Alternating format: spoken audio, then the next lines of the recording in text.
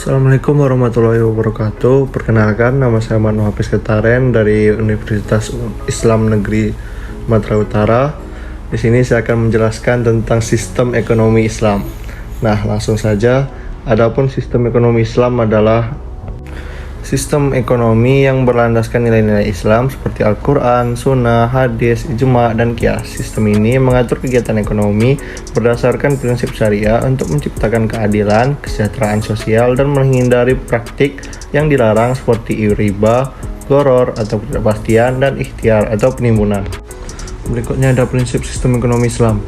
Prinsip utama sistem ekonomi Islam meliputi tauhid, yakni segala sesuatu adalah milik Allah dan manusia bertindak sebagai pengelola. Kedua, ada keadilan sosial, yakni distribusi kekayaan harus adil melalui mekanisme seperti zakat.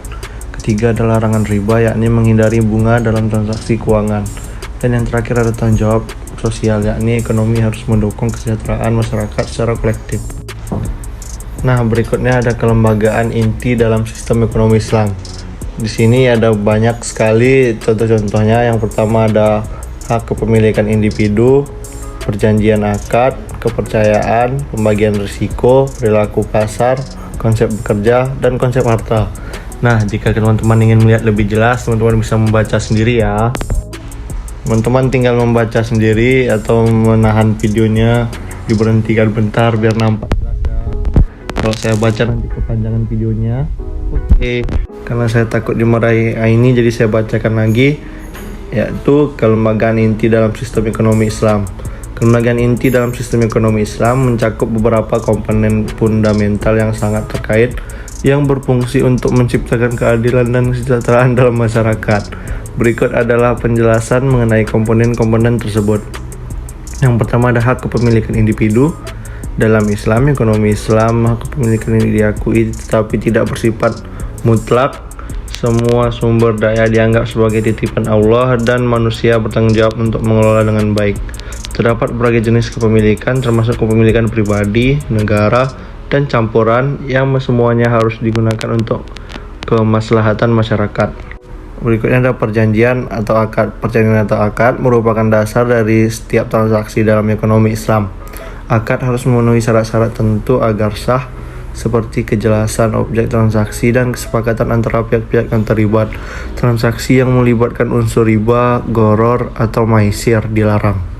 Berikutnya ada kepercayaan, yakni sistem ekonomi Islam sangat penting, terutama dalam konteks transaksi bisnis. Setiap individu diharapkan untuk bersikap amanah, dapat dipercaya, dan jujur dalam semua kegiatan ekonomi.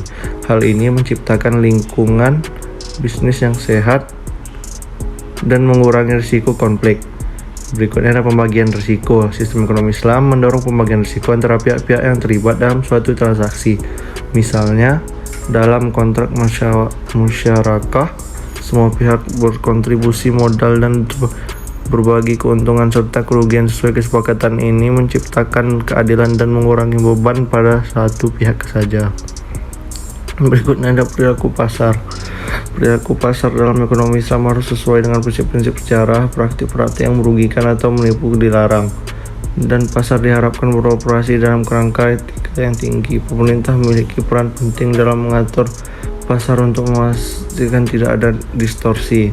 Berikut ada konsep kerja. Adalah ekonomi Islam tidak hanya bertujuan untuk mendapatkan keuntungan material, tapi juga sebagai bentuk ibadah kepada Allah. Dan yang terakhir ada konsep harta. Konsep dalam sistem ekonomi Islam dipandang sebagai amanah dari Allah.